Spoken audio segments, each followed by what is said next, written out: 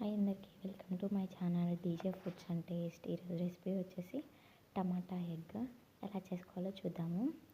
First gas మీద pan పెట్టుకొని ప్యాన్లో కొంచెం ఆయిల్ వేసేసుకోవాలి.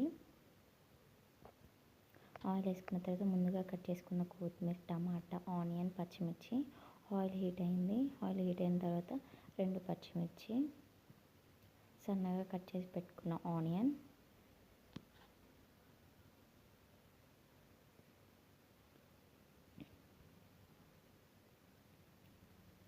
అన్నీ వేసి ఒకసారి మిక్స్ చేయాలి. ఇదేంటక్క టమాటా ఎగ్ కూడా చూపించాలా అని అంటారేమో. ఏమో అండి, చూపించాలనిపించింది అందుకే చూపిస్తున్నాను. కొంచెం అల్లం పేస్ట్ వేసి పచ్చివాసన పోయేంత వరకు వేయించుకోవాలి. కొంచెం పసుపు, అది కూడా మంచిగా వేయించుకోవాలి.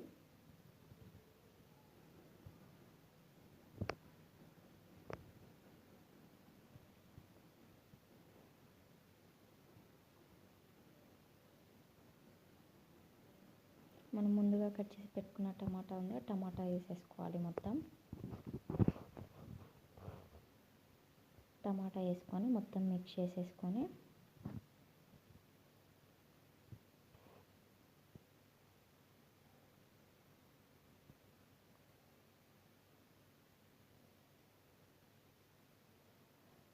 టేస్ట్కి సరిపడా సాల్ట్ వేసేసుకుందాం.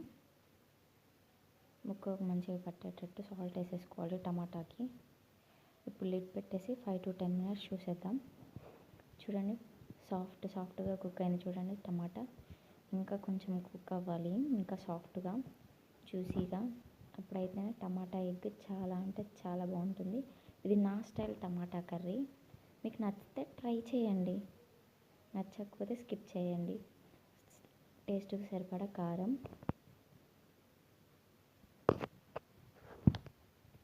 మళ్ళీ ఒకసారి మొత్తాన్ని మిక్స్ చేసేసుకున్నాం.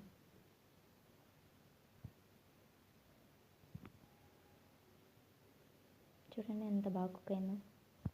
ఇప్పుడు ఎగ్స్ వేసేసుకున్నాము. 3 eggs తీసుకుంటున్నాను నేను.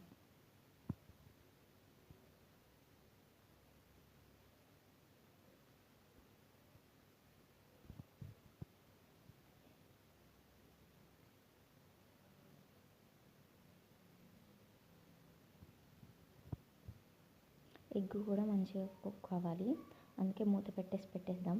చూడండి ఎంత బాగా కుక్ అయిందో. మళ్ళీ టర్న్ చేసేసుకుందాం. టర్న్ చేసేసుకొని మళ్ళీ ఒకసారి మూత పెట్టేసి ఒక 5 minutes చూస్తాం.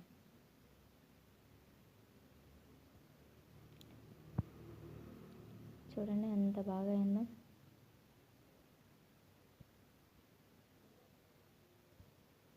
లాస్ట్ ఫైనల్ టచ్ సన్నగా కట్ చేసుకున్న కొత్తిమీర. మీరు కూడా ఇలాగేనా ప్రతి దాంట్లో కొత్తిమీర యాడ్ చేస్తారా? నేనైతే ప్రతి దాంట్లో కొత్తిమీర యాడ్ చేస్తూనే ఉంటానండి. ఎందుకో అది అలవాటు. కొంచెం కొత్తిమీర వేస్తే ఫ్లేవర్ అనేది చాలా అంటే చాలా బాగుంటుంది.